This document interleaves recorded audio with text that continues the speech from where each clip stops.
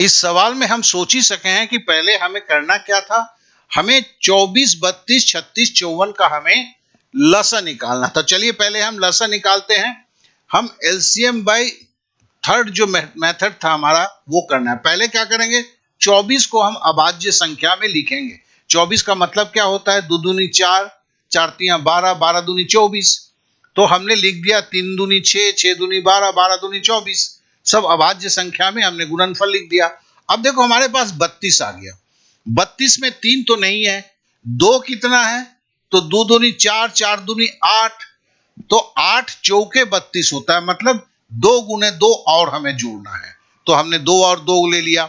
अब देखो 36 है, 36 में भैया 3 है, 3 के बाद आपका 12 है। तो देखते हैं जरा, 3 दूनी 6, 6 दूनी 12, 12 के बाद एक 3 चाहिए, क्योंकि सब 2 है, तो एक खाली हमें 3 लेना है। तो देखिए 3 दूनी 6, 6 दूनी 12, 12 तिया 36 हो गया। अब हम आते हैं 54 पर।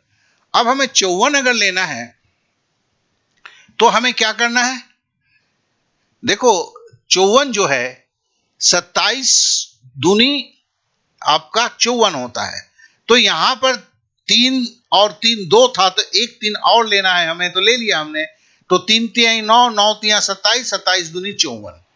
अब हमारे पास जो आ गया है वो आ गया, देखो 54 तो हो गया, 3 तिया 9, 9 दूनी, ये 9 तिया 27, 27 दूनी 54, और 2 दूनी 4, 4 दूनी 8, 8 दूनी 16।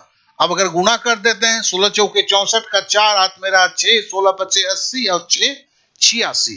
अब 864 आ गया है, और हमें बोलता है जिसमें से 9 जोड़ने पर, तो मतलब मेरे लॉसम में से 9 घटा देना होगा। तो 864 से हमने 9 घटा दिया, तो 855 आ गया।